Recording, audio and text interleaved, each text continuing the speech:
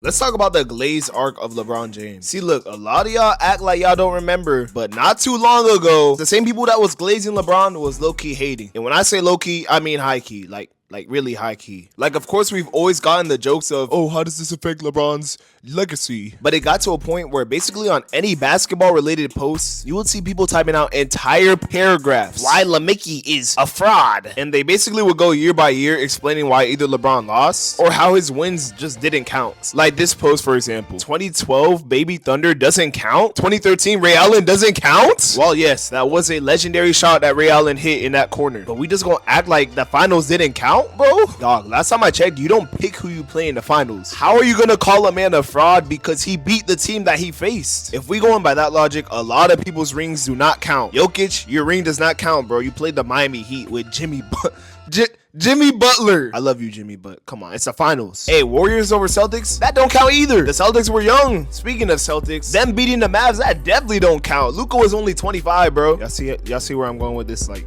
y'all hear how they sound? 2013 doesn't count. Ray Allen saved him. Dog, basketball is a team sport, my boy. The fact that your teammate making a good play could go against your legacy makes zero sense to me. Last time I checked, bro, you need 5 players to run. So if the person on my team who's literally supposed to hit threes hits a big 3, how are y'all gonna say, oh, he saved my legacy and I'm a fraud because of it? Then he lost a couple years and injured. Dog, last time I checked, Clay was good, Steph was good, Draymond got suspended, but I mean, shoot, that's just Draymond being Draymond. All love. But that Warriors team was healthy, bro. Let's not cap. And then 2020 was where they had a field day, bro. 2020 might have been the pinnacle of LeBron hates. Nah, pinnacle of LeBron hate probably got to be after the decision. I wasn't really big on basketball back then. I was a little kid, but I'm already knowing all the unks was going crazy. And I don't know, did they even have Twitter back then, y'all?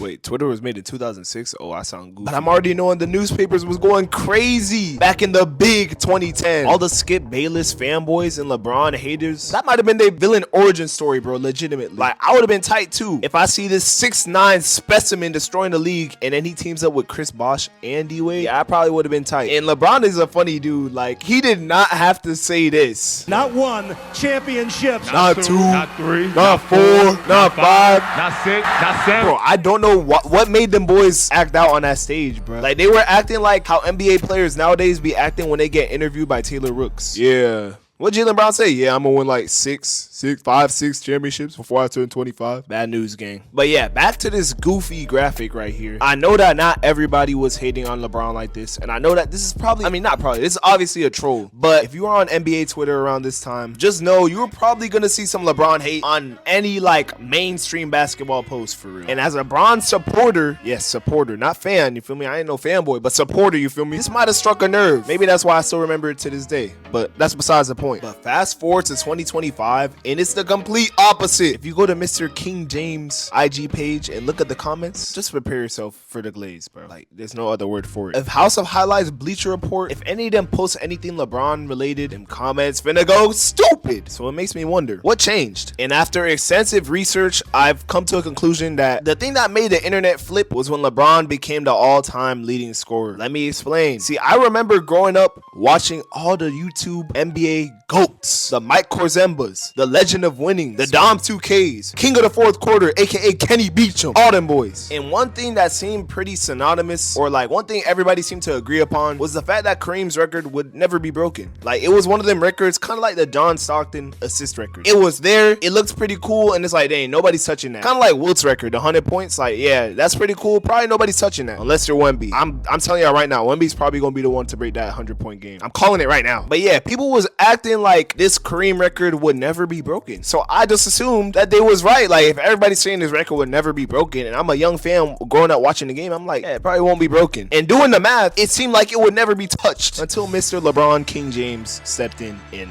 yeah, the rest is history. Boom, boom, boom, boom. At the age of 38, LeBron averaged 27.5. This doesn't even sound real. Like, this sounds like a video game. Like, he playing 2K. Bro is 38 years old and averaged almost 30. And also at the age of 38, he broke that scoring record. And when Mr. King James broke that scoring record, I don't think anybody was more surprised to see it happen than Kareem Abdul-Jabbar himself. Like, look at bro's face. He does not look like someone who's happy to see this historical performance. But to be fair, I don't think I'll be happy either. Like, think about it. It was like like how many years? Hold on, let me look up how many years he held this record. It was 39 years that this record stood. This record was set before LeGoat James was even born. So Kareem, just like everybody else, was probably under the assumption that this record would never be touched. Well, Mr. Kareem probably also didn't expect a man named Mr. LeBron King James to enter the league, and a man who still in his 22nd season would be putting up numbers that players wish to average in their prime. So I think the fact that LeBron breaking this crazy record and the fact that LeBron was just getting up there in age made people really sit back and be like, dang, like I really should probably appreciate bro's greatness right now, because as LeBron was nearing that big 40, people started to realize like, dang, LeBron's not gonna play forever. Like another GOAT who played a really long career was Kobe Bean Bryant himself, and he retired at 37. So the fact that LeBron was still hooping, almost averaging 30 at that point in time, I think the trolls really started to realize like, dang, we're really missing out on greatness by hate watching. And at the time of recording, LeBron is still hooping at 40. And when I say hooping, I mean hooping. Like honestly, this man could probably play until he's like 45 if he really wanted to. Look, King James is on that Vince Carter type career trajectory, except he's an all-star at all times. Like I know y'all remember those last years of Vince Carter where he was kind of cooked, but he was just out there. But LeBron is still 40 and he's giving these young cats buckets. Like he's killing them.